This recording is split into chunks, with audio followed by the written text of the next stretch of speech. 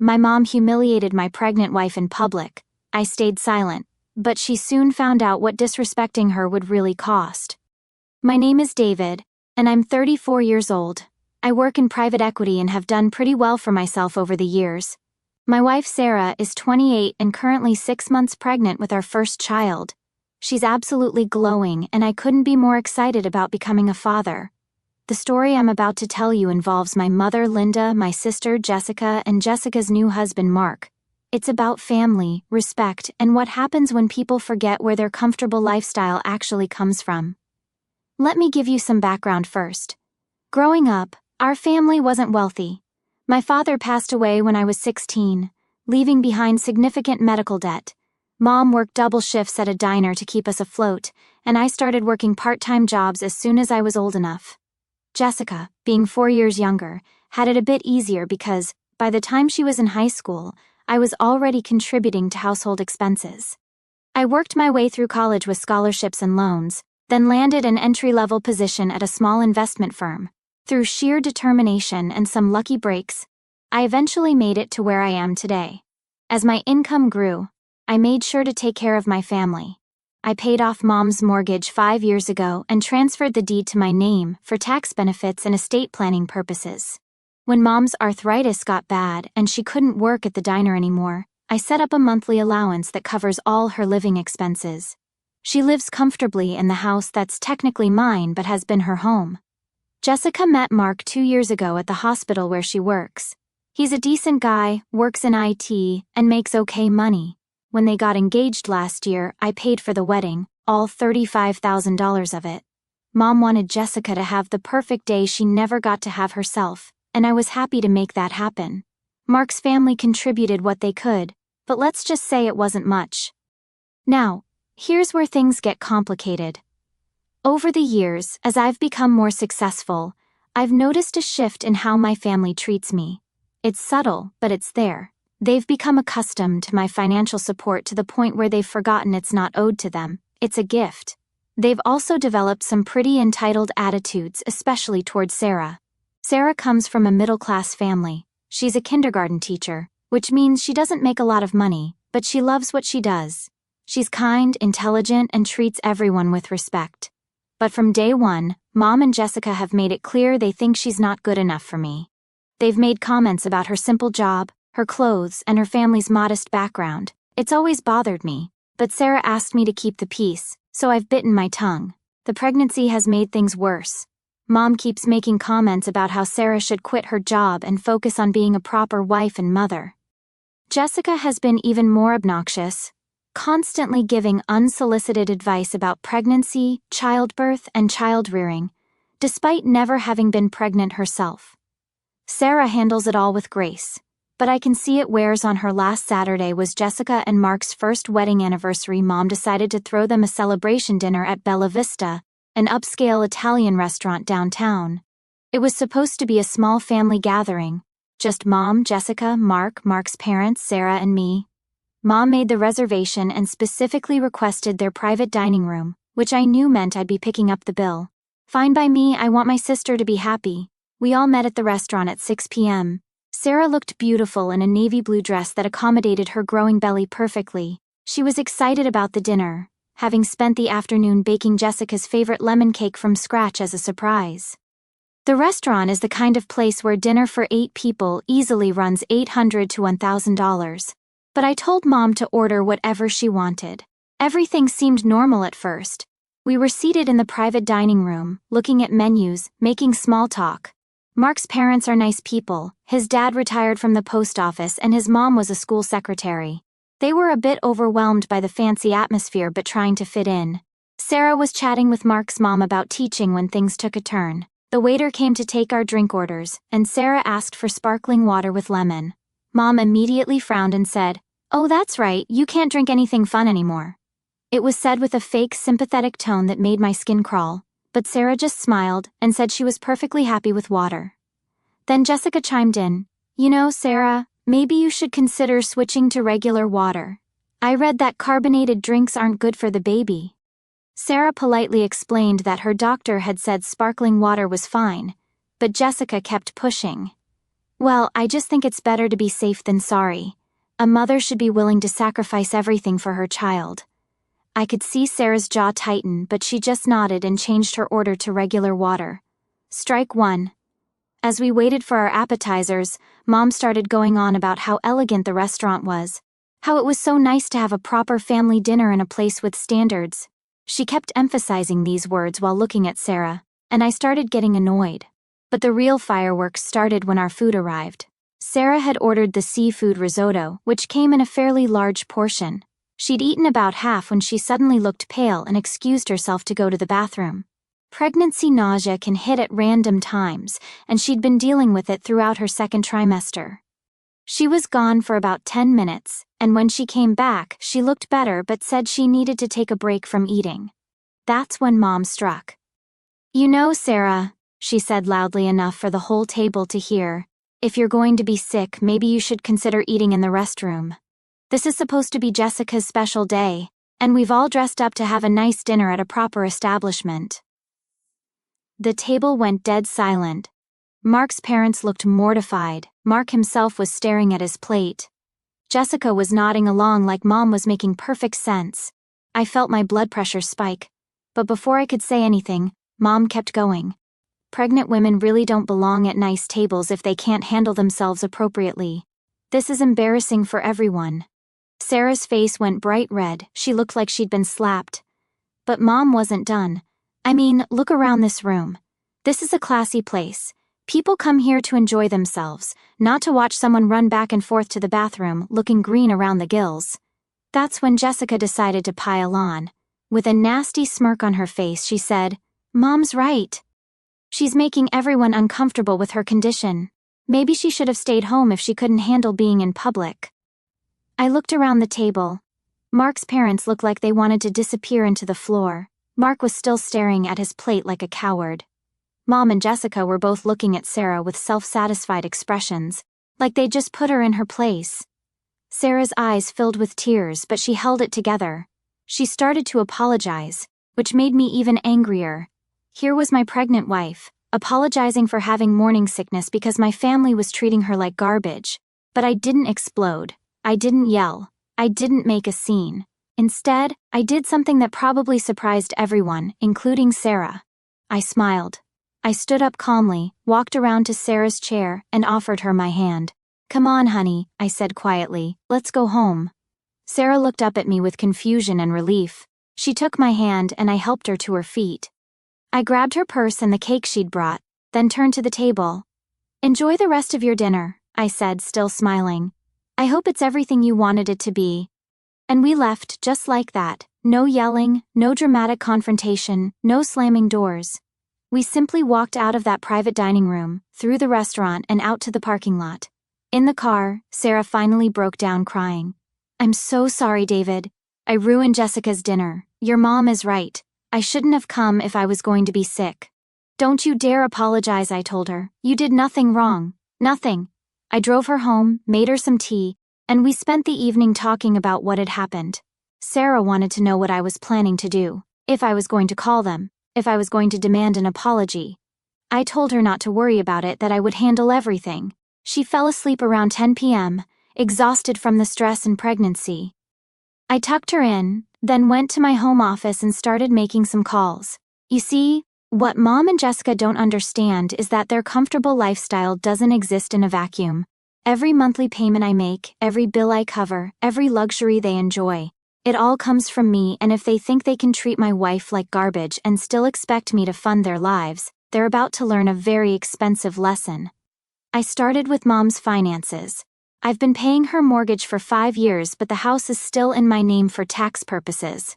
I also pay her car insurance, health insurance, utilities, groceries, and give her a monthly allowance of $3,000 for personal expenses.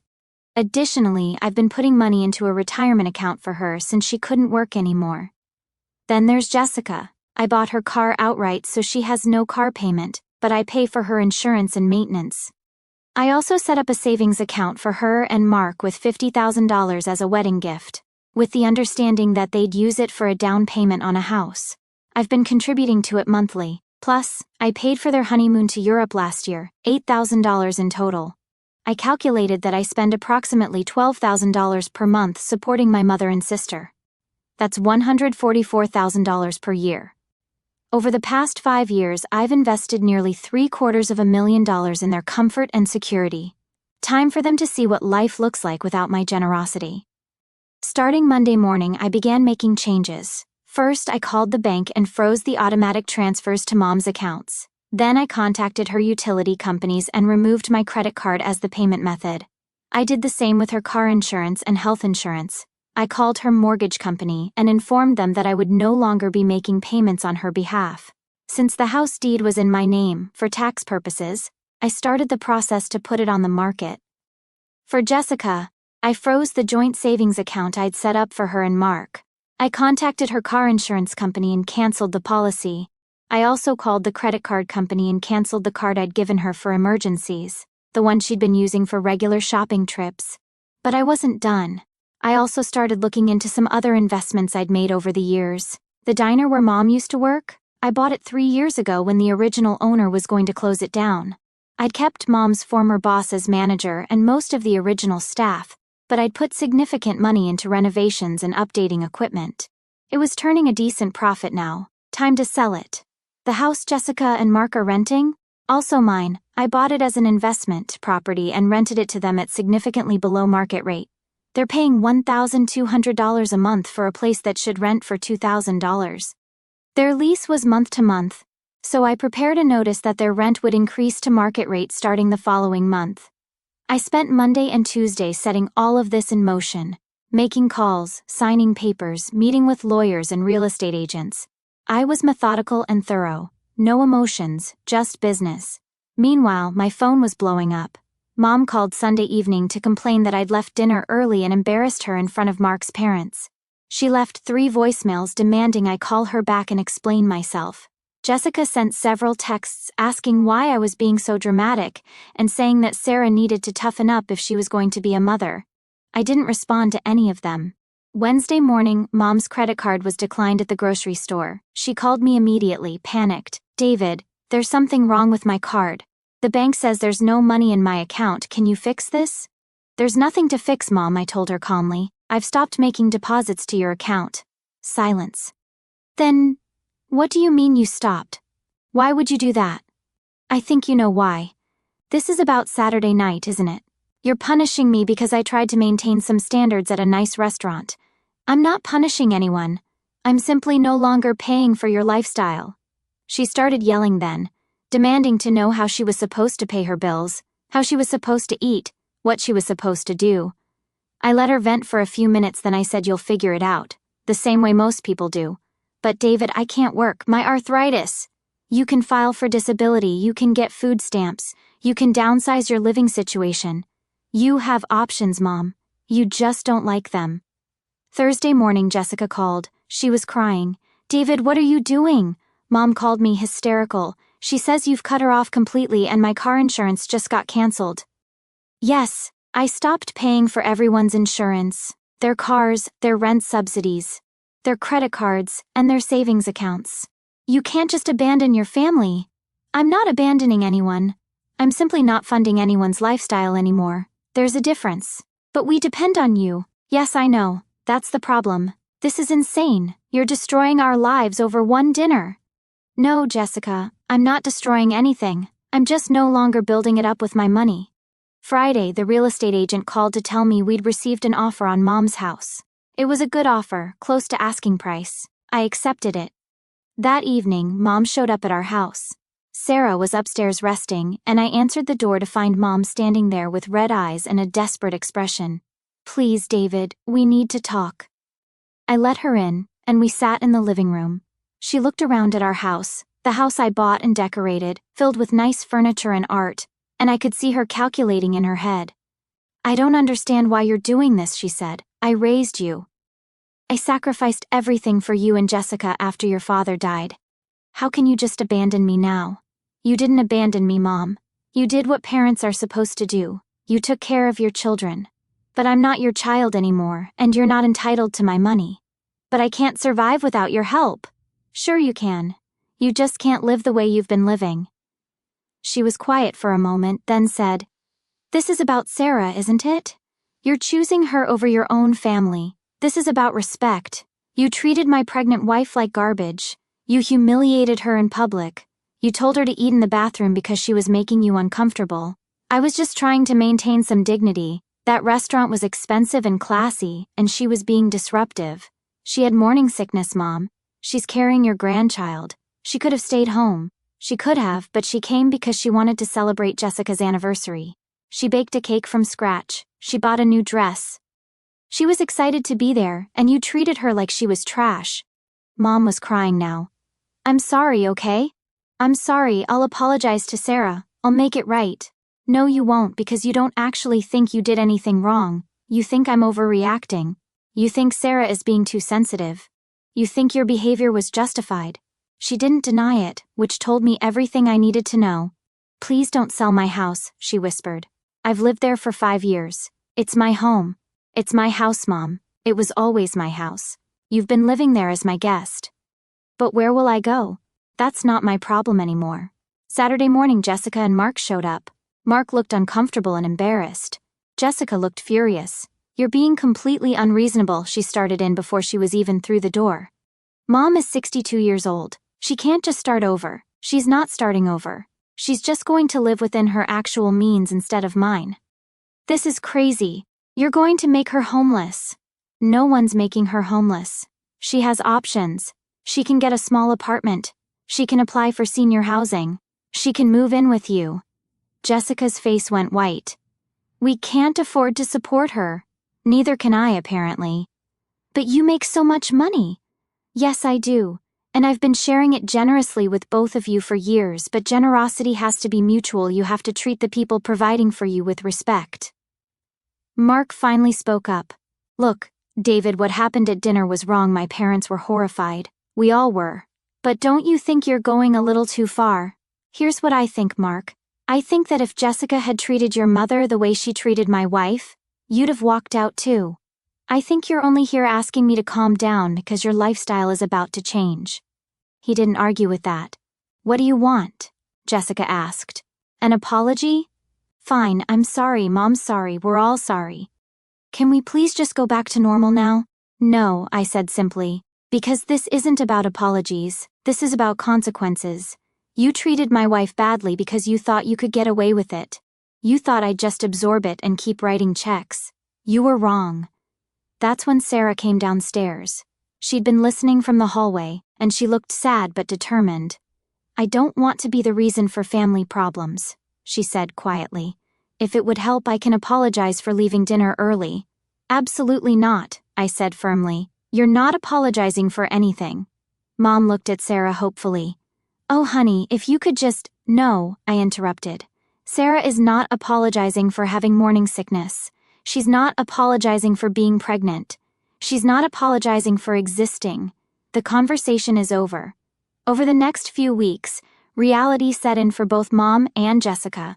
Mom's house sold quickly, and she had to find somewhere else to live. She ended up in a small apartment across town, close to the bus line. She applied for disability and food assistance, both of which she qualified for, though her monthly income dropped from $3,000 to about $1,200. Jessica and Mark had to move out of the house they'd been renting from me at below market rate. They found a smaller place farther from the city, and Jessica had to pick up extra shifts at the hospital to make ends meet. The $50,000 savings account I'd been contributing to was frozen, and they had to abandon their plans to buy a house. Both of them called me dozens of times over those weeks. The conversations followed the same pattern: anger, bargaining, guilt-tripping, promises to change, and finally acceptance. I remained cordial but firm. I wasn't punishing them, I was simply no longer subsidizing them. The most interesting change was in their attitudes towards Sarah. Suddenly they were very interested in making amends. Mom sent flowers with a long apology note. Jessica offered to throw Sarah a baby shower. Both of them started calling regularly to check on how she was feeling. But it was too little, too late. Sarah was polite but distant. She didn't trust their sudden change of heart, and neither did I. It was obvious they were trying to get back in my good graces to restore their financial security. About 6 weeks after the dinner incident, we had a family gathering for Sarah's baby shower. Sarah's family hosted it and they invited Mom and Jessica out of politeness. The contrast was stark. Sarah's family, teachers, nurses, small business owners, people who work for their living, treated everyone with warmth and respect. They were genuinely excited about the baby and went out of their way to make sure Sarah felt loved and supported. Mom and Jessica were on their best behavior, almost desperately so. They complimented Sarah constantly, brought expensive gifts they clearly couldn't afford, and tried to insert themselves into conversations about the baby. But there was an underlying tension. They kept looking at me hopefully, waiting for some sign that their good behavior was earning them a reprieve. It wasn't. After the shower, Mom asked if we could talk privately. We went out to the backyard of Sarah's parents' house. "You've made your point," she said. "We treated Sarah badly, and we're sorry. Really, truly sorry. But how long is this going to go on? When can we be a family again?" "We are a family," I told her. "We just have different financial arrangements now. But I'm struggling, David. Really struggling. The apartment is tiny, and the neighborhood isn't safe. I can barely afford groceries. You're living the way most people your age live when they haven't saved enough for retirement. But I couldn't save. I was supporting you and Jessica, and I appreciate that. That's why I supported you for 5 years. But that chapter is over now." "So you're never going to help me again? Ever?" I thought about that for a moment. "I'll help you in emergencies. If you need medical care you can't afford, I'll pay for it. If your apartment becomes uninhabitable, I'll help you find something safe. But I'm not going back to funding your lifestyle." What's the difference? The difference is respect. Basic human decency, treating my wife like a person instead of an inconvenience. 3 months later, Sarah gave birth to our son. Mom and Jessica were at the hospital within hours, bringing flowers, balloons, and stuffed animals. They were incredibly attentive and helpful, and I could see they were genuinely happy about their grandson and nephew. But I also noticed they kept mentioning how expensive babies are, how much help new parents need, how important family support is during this time. The message was clear. They were hoping the baby would soften my resolve and open my wallet again. It didn't work. Don't get me wrong, I didn't cut them out of our lives entirely. They're welcome at family gatherings. They can visit their grandson whenever they want. We have holiday dinners and birthday parties, but the financial relationship is over. Mom eventually adjusted to her new circumstances. She made friends in her apartment complex, started volunteering at a local charity, and seemed to find purpose in ways that didn't involve spending my money. She's still not happy about the situation, but she's managing. Jessica had a harder time adjusting. She and Mark went through a rough patch when money got tight, and at one point she asked if she could move back in with Mom. But they worked through it. And I think their marriage is stronger now that they're building their own life instead of living off my generosity. The most important outcome is that both of them treat Sarah with respect now. It might be motivated by self-interest, they're hoping to get back in my good graces, but the result is the same. Sarah is never insulted, never made to feel unwelcome, never treated as less than. They ask about her work, compliment her parenting, and include her in family conversations. Sarah still doesn't entirely trust them, and I don't blame her. But she's willing to maintain a cordial relationship for the sake of family harmony, especially now that we have a son who deserves to know his grandmother and aunt. As for me, I learned something important about family dynamics and money. When you financially support people for an extended period, they start to see that support as an entitlement, rather than a gift. They begin to take it for granted, and worse, they start to treat the source of that support poorly because they assume it will continue regardless of their behavior. The truth is, I could afford to keep supporting Mom and Jessica indefinitely. The money I was spending on them was significant to them but not a hardship for me. But money without respect is just enabling bad behavior. I also learned that Sarah is stronger than I gave her credit for.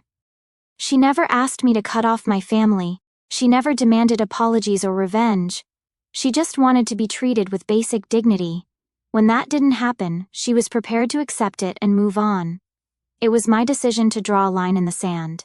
Now, almost a year later, our family dynamic has settled into a new normal. We still get together for holidays and special occasions. Mom and Jessica are still part of our lives, but the power dynamic has shifted. They can no longer treat Sarah or me poorly and expect to face no consequences. Our son is growing up in a family where respect is expected and earned, not bought. He'll know his extended family, but he'll also see that his parents stand up for each other and don't tolerate disrespect. Sometimes people ask me if I regret how I handled the situation. They think I went too far, that I should have just demanded an apology and moved on. But I don't regret it. That dinner at Bella Vista was just the final straw in years of subtle disrespect and entitlement. My wife deserved better, and my son deserves to grow up in a family where his mother is treated with dignity.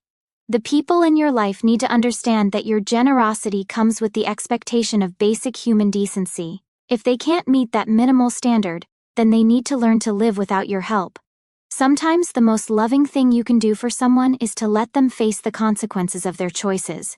It forces them to grow up, take responsibility, and hopefully become better people. As for that perfect day Mom wanted for Jessica, it turns out perfect days aren't about expensive restaurants or fancy surroundings. They're about being surrounded by people who treat each other with love and respect. Once Mom and Jessica figured that out, we started having genuinely perfect days again, just not at my expense. But the story doesn't end there. About 18 months after our son was born, something happened that really put everything into perspective and showed me I'd made the right decision. Sarah and I were planning our son's first birthday party when she suggested we invite everyone, both our families, friends, and coworkers. It was going to be a big celebration at our house, and she wanted it to be special. I was hesitant about including Mom and Jessica, not because I didn't want them there, but because I wasn't sure how they'd behave in our home around Sarah's family and our friends. Sarah insisted though. They've been better lately, she said, and I want Tommy to grow up knowing his whole family, even if things are complicated. So we invited them. Mom showed up with a homemade gift, a photo album she'd put together with pictures from my childhood, some of Sarah during her pregnancy, and the first photos of Tommy.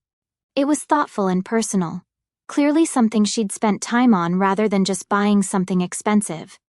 Jessica brought a practical gift too, a diaper bag she'd sewn herself with Tommy's name embroidered on it. During the party, I overheard Mom talking to Sarah's mother, Ellen. They were watching Tommy play with some blocks, and Ellen was talking about how proud she was of Sarah for managing work and motherhood so well. "She's remarkable," Mom said, and I could tell she meant it. I didn't appreciate that about her before. I was so focused on what I thought David needed that I didn't see what he actually had. Ellen smiled. Sarah's always been independent. Even as a little girl, she insisted on doing things herself. David's lucky to have someone so strong. He is, Mom agreed, and I'm lucky she's forgiven me for being such a fool. Later that evening, after most of the guests had left, Jessica approached me while I was cleaning up. She looked nervous, which was unusual for her. "David, can I ask you something?" "Sure. Do you think you'll ever trust me again? Really trust me?" I stopped what I was doing and looked at her. "What do you mean?" "I mean, I know you'll never go back to paying for everything like before. And I'm not asking you to. Mark and I are doing fine on our own now, better than fine actually, but sometimes I feel like you're waiting for me to mess up again, to say something awful to Sarah or show my true colors." I considered her question carefully. Over the past year and a half, Jessica had been consistently respectful to Sarah. She'd offered genuine help during difficult nights with the baby, celebrated Sarah's work achievements, and never once made a snide comment about her background or choices. "I think trust has to be rebuilt slowly," I told her. "You hurt Sarah badly that night, and before that night there were a lot of smaller cuts. It's going to take time, I know. And I want you to know that I'm not being nice to Sarah because I want something from you. I'm being nice because I finally realized what a complete jerk I was before, and I'm ashamed of how I acted." That conversation stuck with me because it felt genuine in a way that their earlier apologies hadn't. Jessica wasn't performing for my benefit, she was actually reflecting on her behavior and its impact. A few months later, we had a real test of this new dynamic. Sarah had a miscarriage scare at around 8 weeks pregnant with our second child.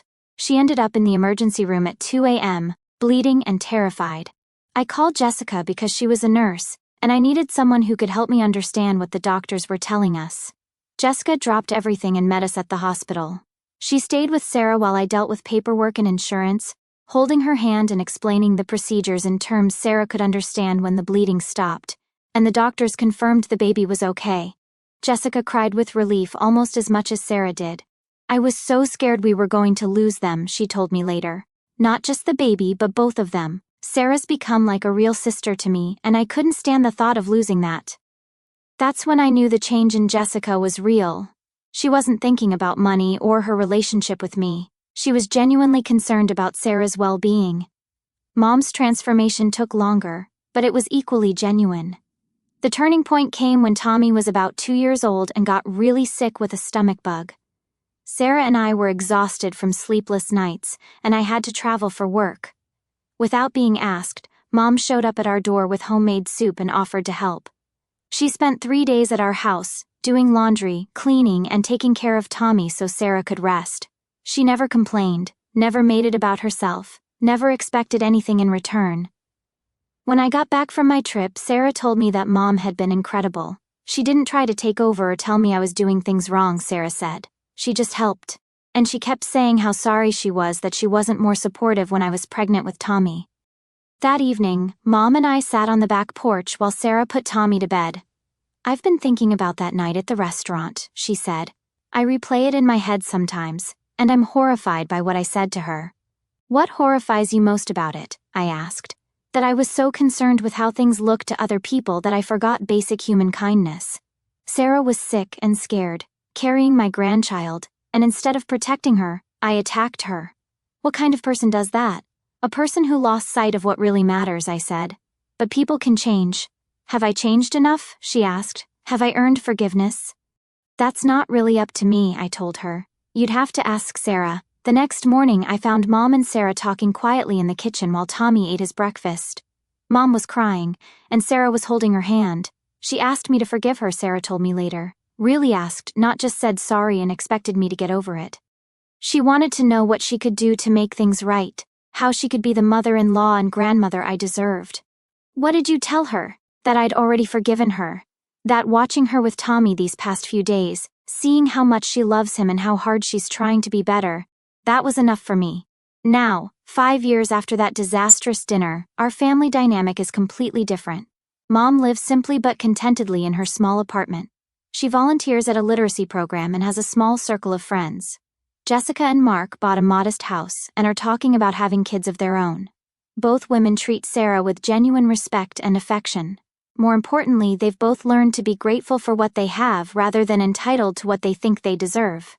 The financial pressure of supporting themselves has made them more resourceful, more humble, and ultimately more satisfied with their lives.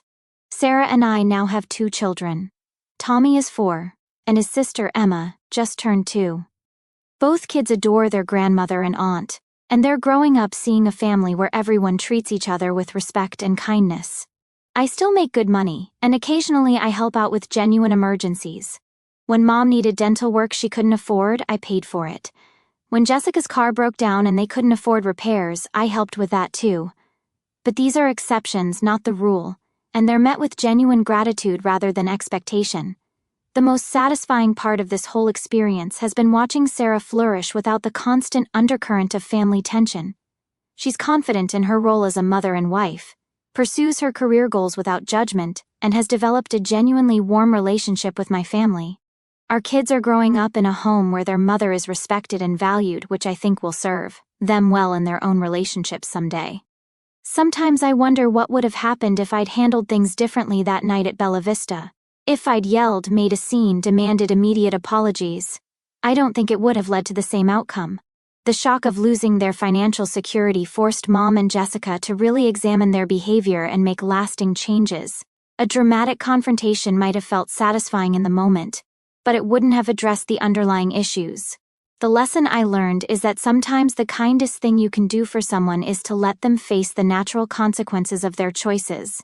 It's not easy and it's not quick, but it can lead to real growth and genuine change. As for that perfect day Mom wanted for Jessica, it turns out perfect days aren't about expensive restaurants or fancy surroundings. They're about being surrounded by people who treat each other with love and respect. Once Mom and Jessica figured that out, we started having genuinely perfect days again.